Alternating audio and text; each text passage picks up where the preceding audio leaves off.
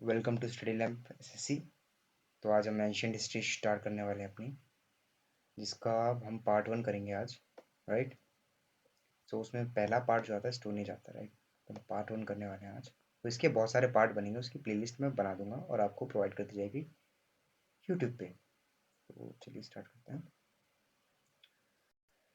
तो stone age की बात करें तो यहाँ से बहुत ही कम पूछा जाता है। एसएससी एसएससी को ये टॉपिक ज़रा कुछ ज़्यादा ही पसंद नहीं है एज़ कम्पेयर टू वैदिक, अर्ली वैदिक और हड़प्पन सिविलाइजेशन। सो इसका जो पूछा जाएगा बहुत ही कम और कंसाइज पूछा जाएगा, तो इसलिए हम थोड़ा सा ही है, ज़्यादा बड़ा है नहीं है टॉपिक।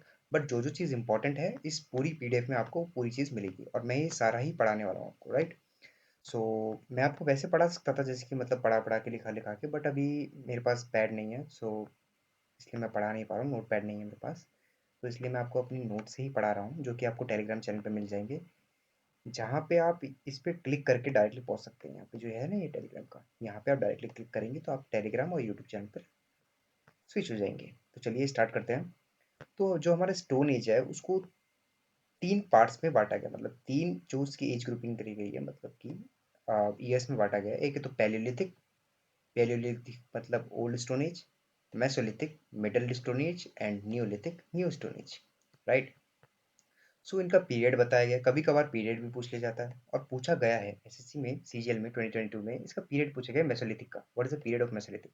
और हाँ, इनका पीरियड हर अलग अलग बुक में आपको अलग अलग मिलेगा। तो ये एवरेज जो है, मतलब मोस्टली क्या है, यही मिला है, तो इसलिए मैंने इसको रखा है यहाँ पे। बहुत आपको अलग अलग देखने को मिलेगा, उसमें कोई इशू है नहीं। आप अंदाजे से एलिमिनेट करके आंसर कर सकते हैं। तो पैलेयोलिथिक एज में ज़्यादातर हंटर्स और फूड गैदरर्स थे, मतलब कि बहुत ही पुरानी एज है, मतलब वहाँ पे सिर्फ हंटिंग करते थे और फूड को इकट्ठा करके मतलब खाना खाते थे। ठीक है। और उस टाइम तक फायर भी नहीं था, तो इसलिए बस हंटिंग वगैरह करते थे। और मेसोलिथिक में हंटर्स थे और हर्डर्स थे। हर्डर्स मतलब चरवाहे, मतलब कि वो डोमेस्टिक एनिमल्स पाला करते थे। ठीक है। हर्डर्स मतलब चरवाहे जो होते हैं। राइट। और नियोलिथिक एज में, अब नियोलिथिक एज में उन्होंने एग्रीकल्चर सीख लिया था। एग्रीकल्चर फूड क्रॉपिंग, मतलब कि वो अब प्लांटेशन भी करते थे। राइट। वो अब प्लांटेशन भी करते थे, तो मतलब एक तरह से फूड प्रोड्यूसर्स बन गए वो।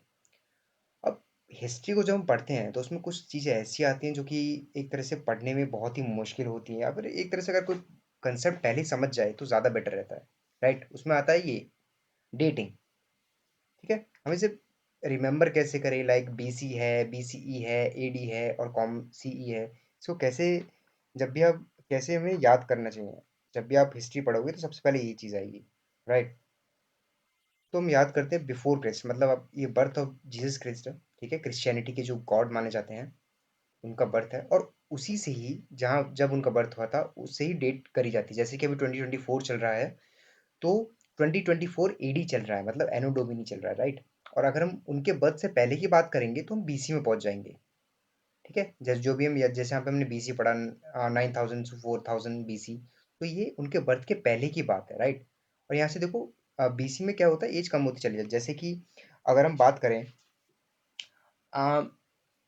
फोर्थ सेंचुरी बीसी, और फोर्थ सेंचुरी, सेंचुरी मतलब तो पहले मैं बता दूं, 100 होता है, तो फोर्थ सेंचुरी बीसी मतलब हो गया 301 बीसी से लेके 400 बीसी तक।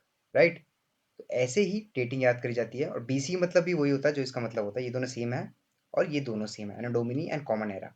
और कभी कभार आपको सी ए भी देखने को मिलेगा, सी ए। ठीक है। किसी किसी डेट के बाद सी ए लिख देते हैं, उसे कहते हैं हम किरका। ठीक है। किरका, किरका से डोनेट करते हैं। चलिए नेक्स्ट चलते हैं। पैलेयोलिथिक एज, जो इसका फर्स्ट पार्ट है स्टोन एज का, उसे हम पढ़ते हैं पैलेयोलिथिक, मतलब कि ओल्ड स्टोन एज। अर्ली और लोअर और ओल्ड भी कह सकते हैं। Right. Early stage stone age से कह सकते हैं, इसको आइस एज भी कहते हैं। राइट। एक क्वेश्चन आता है कि which age stone age is also known as ice age, तो यहाँ बोल सकते हैं कि पैलेयोलिथिक एज है।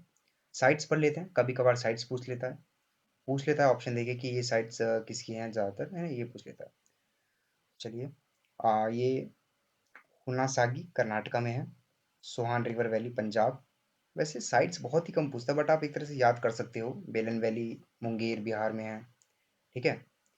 एमपी, हाँ, एक मध्य प्रदेश में जो पैलेयोलिथिक साइट है वो पाई गई थी फीमेल का होमो होमोसैपियन स्कल, होशंगाबाद डिस्ट्रिक्ट में। ये आपको हर जगह मिलेगा, या आप पिनाकल पढ़ोगे तो उसमें मिलेगा, और अगर आप ल्यूसेंट पढ़ रहे हो तो उसमें भी इसको हाईलाइट करके बताया गया। राइट। यहाँ पे देखो, यहाँ पे एक चीज़ मैंने ये क्विक नोट्स बना के लिख रखी है कि पटने में लार्ज क्वांटिटीज में ऑस्ट्रिच शेल्स पाए गए थे और उससे ही पता लगाया गया कि जो फर्स्ट ऑस्ट्रिच की ऑस्ट्रिच के जो एविडेंसेस थे वो हमारे पुणे महाराष्ट्र में मिले थे। ठीक है, तो एग शेल्स से पता लगाया गया था।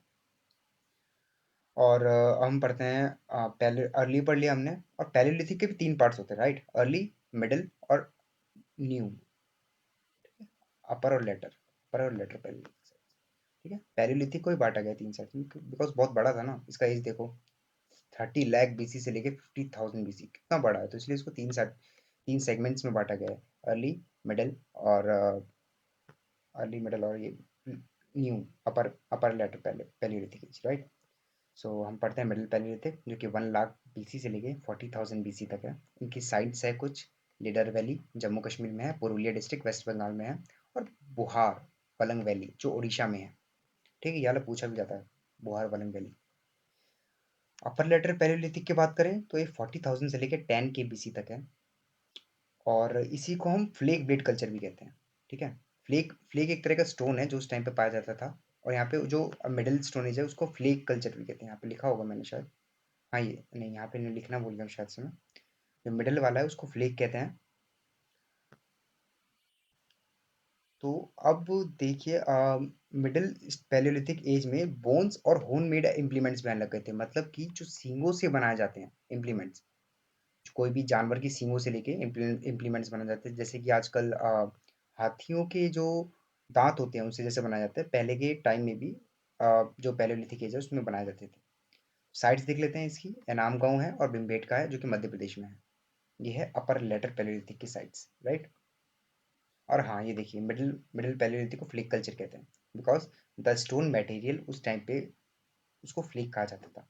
और अपर पैलियोलिथिक में फ्लेक ब्लेड कल्चर, क्योंकि उसमें फ्लेक ब्लेड यूज किए जाते थे, मतलब कि एक तो छोटे छोटे और उसको शार्प एजेस रहती थी उनकी, ताकि वो ब्लेड से जल्दी कट सके, मतलब कोई भी जो भी खाना बनाते हैं जो भी चीज़ करते हैं तो उससे फ्लेक से शार्प पॉइंट होते थे उनके एजेस होते, जैसे यहाँ पे दिख रहे हैं आपको शार्प, तो वैसे जब भी वो करते थे। तो मेसोलिथिक की बात करते हैं जो कि मिडल स्टोनेज कहते हैं इसको। सो क्रेडिट जो है मेसोलिथिक का क्योंकि जाता है जॉन सिवान्स को, बिकॉज क्यों? क्योंकि इन्होंने ही जो आर्कियोलॉजिकल साइट्स थी इसकी मेसोलिथिक की, वो ज़्यादातर आर्कियोलॉजिकल साइट्स इन्होंने ही छाटी थी, इन्होंने ही सर्च करी थी, तो सारा क्रेडिट इन्हीं को जाता है। अब देखिए मेसोलिथिक में हम डॉग्स को देखेंगे कि डॉग्स को भी ह्यूमंस के साथ बरी करा गया है, तो उससे हम एक तरह से ये पता लगा सकते हैं कि उस टाइम के लोग जो है डोमेस्टिक एनिमल्स को भी पाला करते थे। तो एक क्वेश्चन यहीं से बन जाता है कि कौन से एज में डोमेस्टिकेशन ऑफ एनिमल्स पाया गया था, तो वो मेसोलिथिक एज है, क्योंकि उसी में बुरियल्स मिले थे डॉग्स के। डॉग्स के एक तरह से डोमेस्टिक एनिमल है ना हमारा, पहले भी हुआ करता था। साइड देख लेते हैं इसकी मेसोलिथिक की। बेगाहोर राजस्थान में है, यहाँ पे कॉपर एरो और ह्यूमन स्केलेटन मिला है। महसना जो कि गुजरात में है। आदमगढ़ जो कि स्टोन शेल्टर, हाँ देखो इसको याद करना बहुत ज़रूरी है क्योंकि आदमगढ़ में मध्य प्रदेश में जो है, तो वहाँ पे स्टोन शेल्टर मिला था और 25,000 माइक्रोलिथ मिले थे। मतलब कि सोच रहे हो ये जो है ना, ये इतने सारे माइक्रोलिथ्स मिले थे एमपी में, तो इसलिए ये मेसोलिथिक की बहुत इंपॉर्टेंट साइट है। प्रतापगढ़ यूपी में है और राजगढ़ भी बिहार में, यहाँ पे ये सारी हमारे मेसोलिथिक एज के आर्कियोलॉजिकल साइट्स हैं।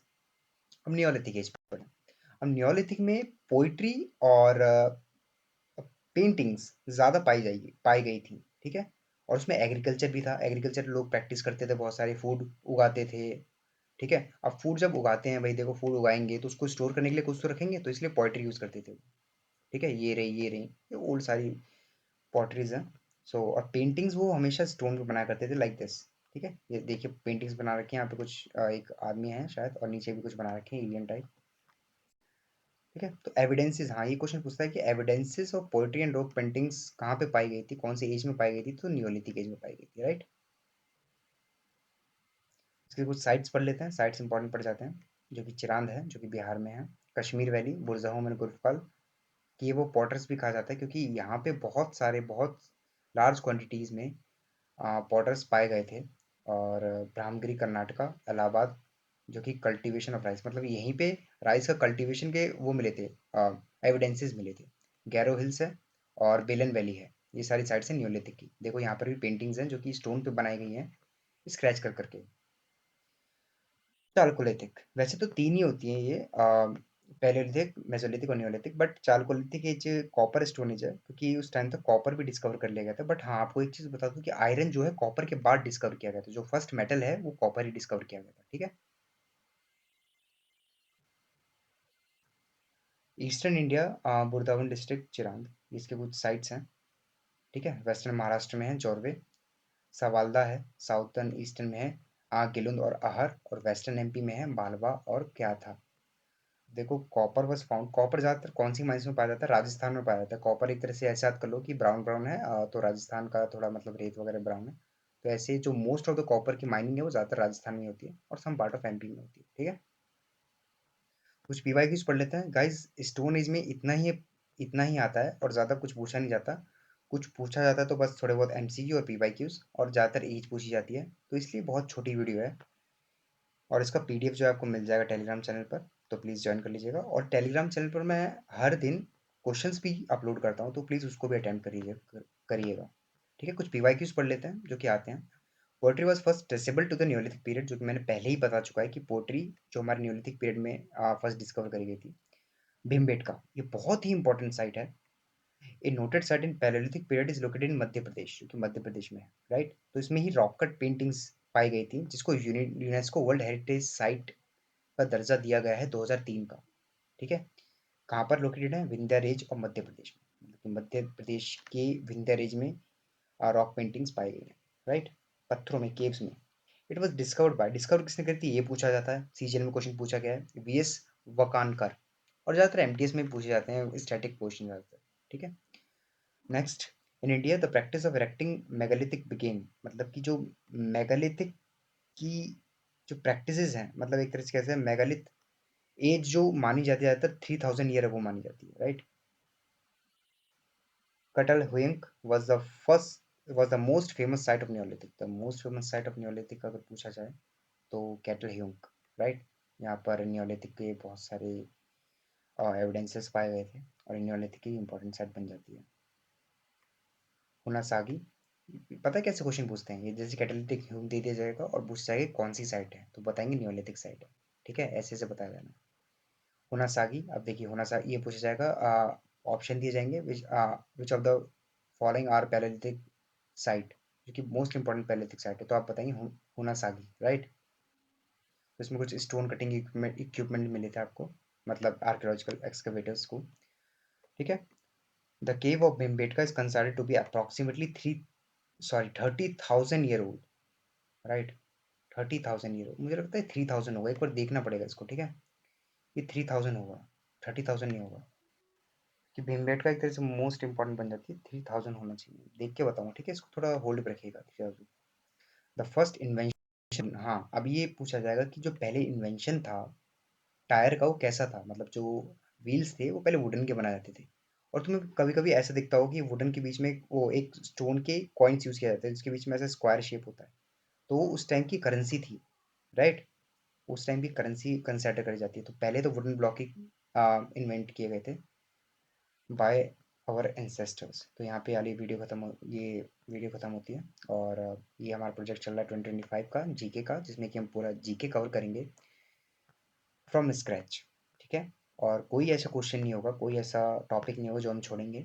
आज हमने स्टोन एज कंप्लीट करा है, कल हम वैदिक एज, जो नेक्स्ट वीडियो आएगी उसमें हम हड़प्पन सिविलाइजेशन पढ़ेंगे, और उसके बाद की एक वीडियो कवर करेंगे, छोटा छोटा धीरे धीरे पढ़ेंगे, बट स्टिल हाँ पूरा कवर करेंगे, कोई चीज़ ऐसी नहीं रहेगी जो छूट जाएगी और ब्लैंक रहेगी, राइट? तो आप यहाँ से हमारा टेलीग्राम चैनल ज़रूर ज्वाइन कर लीजिए, बिकॉज सारी जो इंपॉर्टेंट अपडेट्स हैं वो मैं टेलीग्राम पे ही देता हूँ, और इसकी नोट्स भी, पीडीएफ भी जो आपको मिलेगी वो टेलीग्राम चैनल पर ही मिलेगी। तो ठीक है, आज की वीडियो यहीं पे समाप्त करते हैं।